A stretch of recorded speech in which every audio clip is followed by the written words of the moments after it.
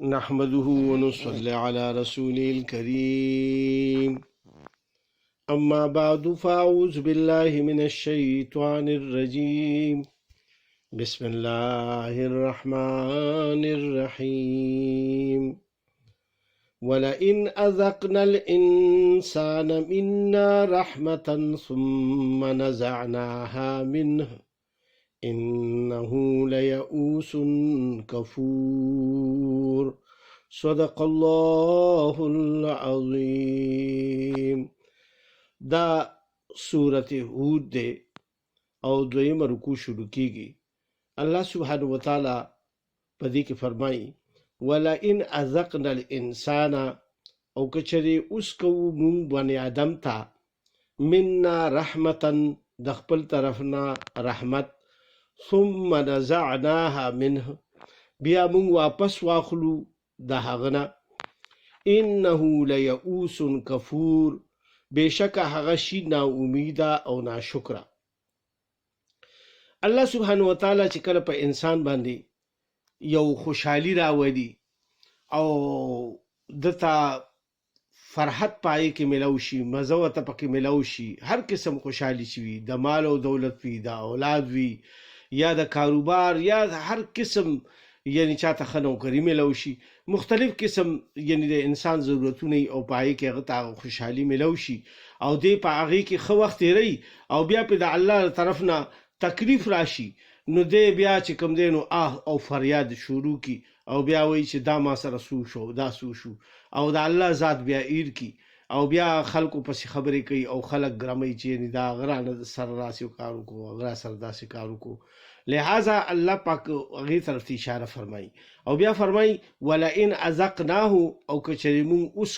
اوسه کوو هغه ته نعماء بعد ضراء آرام پس د تکلیف نه مسته چې رسېدلي وي ده ته لیقولن ذهب السیئات عني نو ضرور به ووایي لاړل تکلیفونه لمانه انه لفرح فخور بېشکه هغه ډېر خوشحاله فخر کوونکی دی. بیا الله پاک فرمایي چې وایي کله یو انسان له مونږ نعمتونه ورکو او د ډیر تکلیف نه پس یعنی دته راحت ملو شي، ډیرو سختو کې دی وخت تیر کی په تکلیفونو کې او بیا دته راحت او سکون ملو شي او دغه راحت کې بیا الله پاک ذات ایر کی او بیا دی وایي چې ډیر خوشحاله وي پای کې او فخر کوونکی او په خلکو باندې فخر کوي او وایي چې بس دا خو ګوره زه ډیر دولتمند یم او ماله خدای پاک داسې عہده راکړې ده او ماله خدای پاک داسې بچی را کړي دي او داسې خوشحالیانې را کړي دي. ولیکن یعنی دې هسې خو زمونږ تکې کلام دی چې الله را کړي دي، لیکن د ده د زړه نه دا دغه ني په هغې کې دی په خلکو باندې فخر کوي. الان کې دا د فخر شی نه دی، دا مال او دولت دا خو خدای پاک ټول یو شانتې انسانان پیدا کړي دي، چاله کم مال ورکړی، چاله زیات ورکړی دی. څوک کله تاواني شي نو एकदम ته ټول مال لاړ شي او څوک چې کوم دی نو زر تر زر ډېرې پیسې وګټي هغه له ډېر مال راشي. نو دا الله پاک ازمایښونه په انسان باندې راولي. نو داسې نه دي کول پکار چې بیا دی الله پاک هیر کی او په هغې کې بیا د الله ناشکریانې شروع کړي او په خلکو باندې فخر او غرور شروع کړي. الله پاک مخکې فرمایي الا الذین صبروا مگر کوم خلکو چې صبر وکړو وعملوا الصالحات او عمل وکړو نیک اولئک لهم مغفرة واجر کبیر همدا خلک دي چې دوی دپاره بخنه ده او اجر ډیر لوی دی. الله پاک د ډیر لوی اجر ذکر فرمایلو دلته کې. هغې مقصد دا دی چې تا ته تکلیف میلاو شو او تا په هغې باندې صبر وکړو او بیا د خپل نیک عمل صالح عمل دی هغه شانتې برقرار وساتلو، څنګه چې د خوشحالۍ په وخت کې کولو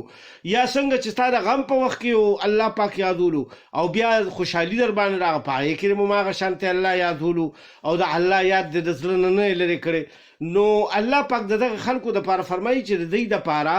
مغفرت دی. خاص طور اصل کې صبر خو په تکلیفونو باندې راځي که نه، نو چې چاته تکلیفونه ورسي نو هغه بیا ډېر بې صبره شي او بیا آهو فریادونه کوي. لہذا دغه ندی کول پکار او دې پای باندې صبر وکړي او خپل نیک عمل جاری ساتي او نو الله پاک به دل ډیر لوی اجر ورکړي. الله پاک ډیر لوی اجر فرمایلی دی. نو چې الله لوی ورته ویلی نو هغه به څومره لوی وي. فلعلک تارکم بعد ډیر لوی نو شاید فلعلک نو شاید چې ته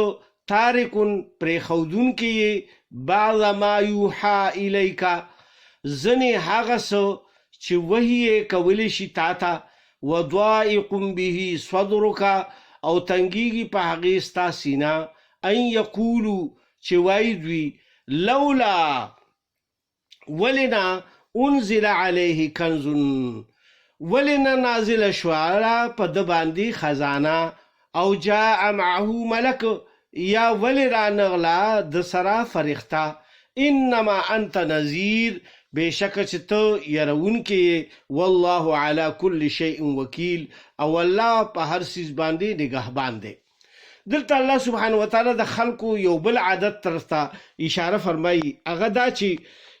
هر پیغمبر چې راغلی دی نو هغه اکثر یعنی ډیر مال او دولت والا نی بادشاهت والا نی د یو څو پیغمبرانو نه علاوه. نو دغه شانتي رسول پاک صلی الله علیه و وسلم چې دنیا ته راغو او بیا هغه ته حکم وشو چې تاسو خپل پیغمبر اعلان وکړه او هغه بس اعلان وکړو نو خلکو ته چې به دعوت ورکولو نو هغه کافرانو به دا وی چې وی تا سره خو نو مطلب دا صد خزانه شته سمال او دولت د سره شته او نه د سره چېرته فرشته ګرځي راګرځي چې هغه دا ووایي چې دا پیغمبر دی. لہذا د خلکو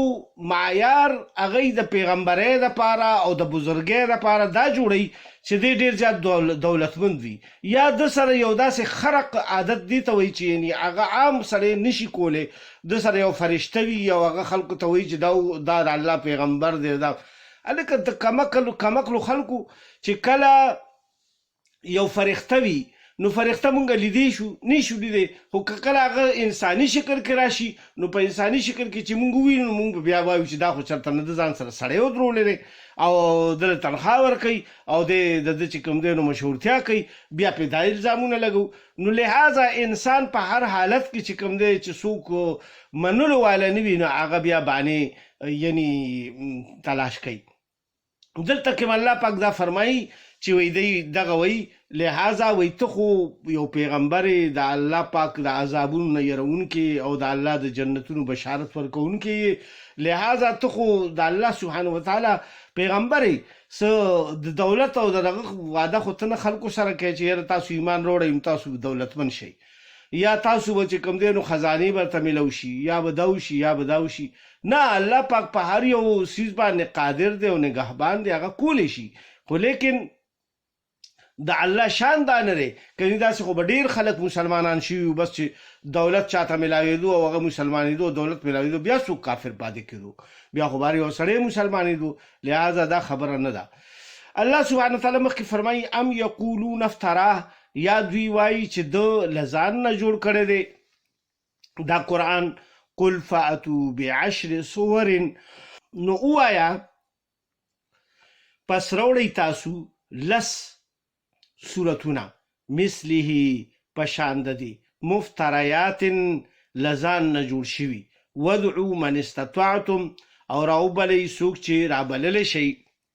من دون الله سوا د الله پاک نه ان کنتم صادقین که چېرې تاسو یې رښتینی. دلته الله سبحانه وتعالی دا وفرمایل چې د یو بل اعتراض دا کولو چې یعنی دا به وی چې دا قرآن تا ځان نه جوړ کړی دا د مخکینو خلکو کیسې دي او دا تا د هغې نه کیسې اورېدلي دي او هغه اوس ته مونږ ته اورئ او دغه شانتې مونږ چې کوم دی نو د پلار نیکه د هغه دین نه اړی. لہذا الله سبحانه وتعالی وفرمایل چې وی تاسو د دې غونتې دا واړه صورتونه مثال د آخري لس صورتونه داسې یو لس صورتونه خو راوړئ او د ځان نه جوړ کړئ که تاسو کې دا طاقت وي خو د الله نه ما سوا چې څومره ستاسو مخلوقات دي هغه ټول راوبلئ او هغه خپل مدد دپاره کښېنوئ چې تاسو سره مددونه مو کړي نو خو تاسو زه جوړ کړئ داسې صورتونه راوړئ که نه.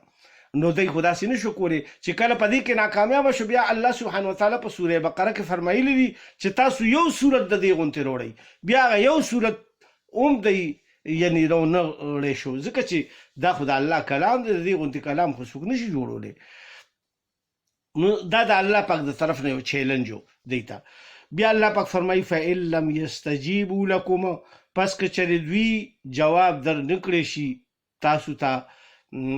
فاعلموا نو پوه شئ انما انزل بعلم الله چې هغه خو نازل شوی دی په علم د الله سره وان لا اله الا هو او دا چې نشته دی بل معبود سوا د هغه نه فهل انتم مسلمون پس آیا تاسو مسلمانان یې یعنی الله پاک اوس دا فرمایل چې تاسو دا خو کولای نشئ او دی به ناکام شي نو بیا ورته وایي چې صرف دا د الله ذات کولای شي او هغه چې کوم دی دا کلام را لېږلی دی نو تاسو کې اوس څوک مسلمانېږئ یعنی بیا مو ته یو قسم دعوت ورکوي چې یعنی اوس خو تاسو ناکامیابه شئ تاسو خپل کمزوري ولیدله فهل انتم مسلمون پس آیا تاسو مسلمانېږئ یا مسلمانان یئ من کان یرید الحیات الدنیا وزینتها څوک چې غواړي ژوند د دنیا او د دې زینت نوفي نو موږ به پوره ورکو الیهم اعمالهم فیها دوی ته بدله د عملونو د دوی په دنیا کې وهم فیها لا یبخسون او دوی ته په دې کې به کمې نشي کولی او دوی ته په دې دنیا کې کم نشي ورکولی یعنی دی چې کوم عملونه کړي دي او دی وایي چې یعنی مثلا د آخرت خو نشته او موږ ته د دې جزا ټوله په دنیا کې میلاو شي نو دی له به دا ورکړی شي یعنی الله په دې قادر دی چې دی له د هغې ټول جزا ورکړي او تاسو به کتلي وي چې الله پاک ورکوي ولې چې کم دا انګریزان دي یا دا نور بېدینه خلک دي او دی نیک عملونه کوي ښه کارونه کوي د هغې اجر دی له الله پاک ورکوي او دا که تاسو کتلي نو زیات پکې دولتمند دي او ډېر زیات دولت او فراوانۍ او عیاشۍ کې ژوند تېروي نو الله پاک دا خولم دي او کړي دي بیا الله پاک مخکې فرمایي اولئک الذین لیس لهم فی الاخرة دا ډله هغه خلک دي چې نشته دی دوی له په آخرت کې الا النار سوا د اور نه ټیک ده په دنیا کې خو به دوی ته د هغې بدله میلو شي خو لیکن آخرت کې بیا بس صرف او صرف د دوی لپاره جهنم اور وي وحبط ما صنعوا فیها او برباد شول څه چې دوی وکړل په دې کې وباطل ما كانوا يعملون او باطل دي څه چې دوی کول یعنی د دې هغه نیک عمل خو د آخرت په لحاظ سره باطل دی په دنیا کې به دوی له د هغې اجر میلو شي خو لیکن آخرت کې بیا د دې هېڅ څه نه چې هغه همیشه ژوند دی افمن کان علی بینة آیا څوک چې وي په یو واضح دلیل باندې من ربه د خپل رب د طرف نه ویتلوه شاهد او لولي دی لره یو ګواه منه د هغه له طرف نه ومن قبله کتاب موسی او د ده نه وړاندې ګواه وي کتاب د موسی علیه السلام اماما ورحمه چې پیشوا او رحمت اولئک یؤمنون به همدا خلک ایمان وروړي په دې باندې ومن یکفر به او څوک چې انکار وکړي د دې من الاحزاب لفرقونه فالنار موعده پس اور د وعدې ځای دی فلا تکو فی مریة پس ته مه کېږه په شک کې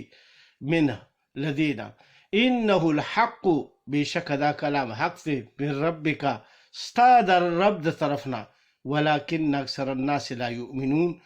لیکن اکثر خلق ایمان نه راوړي الله پاک رسول الله صلی الله علیه وسلم له اوس تسلي ورکوي چې ته دا تسلي ساته او هغه تسلي وم خو د رسول الله صلی الله علیه وسلم به زړه ډېر زیات خفه شو د دوی په دې خبرو باندې نو الله ورته تسلي ورکوي چې ته به د دې خبرو پروا مه کوه ته خپل دین رسوه او دا د الله کلام دی او دوی چې څه وایي نو بس هغه پرېږده ومن ازلم ممن افترى على الله كذبا او څوک زیات ظالم دی له هغه چا نه چې تړي په الله باندې دروغ. اولئک یعرضون علی ربهم، همدغه کسان به پیش کولی شي د خپل رب په وړاندې. ویقول الاشهاد، او وایي به ګواهان، هؤلاء الذین کذبوا علی ربهم، چې همدا خلک دي کوم چې دروغ ویل په خپل رب باندې. الا لعنت الله علی الظالمین، او اور لعنت دی د الله په ظالمانو باندې. ظالمان دي ته ځکه ویلي چې د الله سبحانه وتعالی دا دونه قدرتونه او ارس دا دی نه مني او د دې نه انکار کوي، او د هر څه ورته ټول کائنات ورته وړاندې پروت دی او بیا هم د هغې نه انکار کوي. نو د دې د وجې نه الله پاک دوی ته ظالمان ویلي دي، ځکه چې کفر او شرک د ټولو نه غټ ظلم دی. بیا الله پاک فرمایي الذین یصدون عن سبیل الله، کم چې منع کوي خلق د لارې نه د الله سبحانه وتعالی. ویبغونها، او لټوي په هغې کې عوجا، عیب. وهم بالآخرة هم کافرون، او دوی د آخرت نه منکر دي. بیا الله سبحانه وتعالی فرمایي اولئک لم یکونوا معجزین فی الارض، دا خلق داسې نه وو چې عاجزه کولی شوي الله سبحانه وتعالی په ځمکه کې. وما كان لهم من دون الله من اولیاء، او نو دوی د پاره د الله نه سیوا څوک مددگار. یضاعف لهم العذاب، دوچن به کړی شي دوی د پاره عذاب. ما كانوا یستطيعون السمع، نو دوی داسې چې دوی طاقت لرلې د اورېدو. وما كانوا یبصرون، او نو دوی چې کتلی شوي. یعنی دی سماعت بصارت هیڅ سم کار نه کوي او نه دماغ کار کوي او دی سوچ د کار نه اخلي او بس اندازون د خپل پلارانو نیکیانو په هغه دین باندې عمل کوونکي دي. اولئک الذین خسروا انفسهم، هم دا خلک دي کوم چې نقصان وکړو د خپلو ځانونو. وضل عنهم، او ورک شول له دوی نه ما کانوا یفترون، هغه څه چې دوی به تړل. لا جرم انهم، هیڅ شک نشته چې دوی فی الاخرة په آخرت کې هم الاخسرون، نقصان موندونکي دي. ان الذين آمنوا وعملوا الصالحات، بشکا کوم خلکو چې ایمان وروړو او عمل وکړو نیک. وخبتوا الى ربهم، او عاجزی وکړه د خپل رب په وړاندې. اولئک اصحاب الجنه، هم دا خلک جنتیان دي. هم فیها خالدون، دوی به په دې کې همیشه وي. څوک چې عاجزي کوونکي وي، الله ته فریاد کوونکي، د الله عبادت کوونکي وي، د الله نه یریدونکي وي، دوی دا د جنت والا خلک دی او دوی په پای کې همیشه وي. مثل الفریقین، مثال د دواړو ډلو دی. کل اعما والاصم والبصیر والسمیع، پشان د ړون او د کون او د کتونکي او د اوریدونکي. هل یستویان مثلا، آیا دواړه برابر دي په مثال کې؟ یعنی ړون او سم دا برابر دي، او کون او اوریدونکي دا برابر دي؟ نه دي، دا برابر نشي کېدی کنه. افلا تذکرون، آیا نصیحت نه اخلئ تاسو؟ الله سبحانه وتعالی د مونږ ټولو ته په دې باندې د عمل کولو توفیق راکړي. زمونږ ستاسو دا ناست دی خدای پاک په خپل درګاه قبول او منظوره کړي. او یا الله زمون آبا او اجداد او څومره مؤمنان مسلمانان چې وفات شوي دا ټولو مغفرت وکړي، موږ ته دا راتلونکي منزلونه آسان کړي، او دا عظیم الشانه کلمه راته نصیب کړي چې لا اله الا الله محمد رسول الله صلی الله علیه وسلم. او په دې کې که زمانه څه کمی زیاتې شوي وي په مفهوم کې، په معنی کې او په تفسیر کې، نو یا الله د هغې مغفرت وکړي. ربنا تقبل منا انك انت السميع العليم وتب علينا انك انت التواب الرحيم.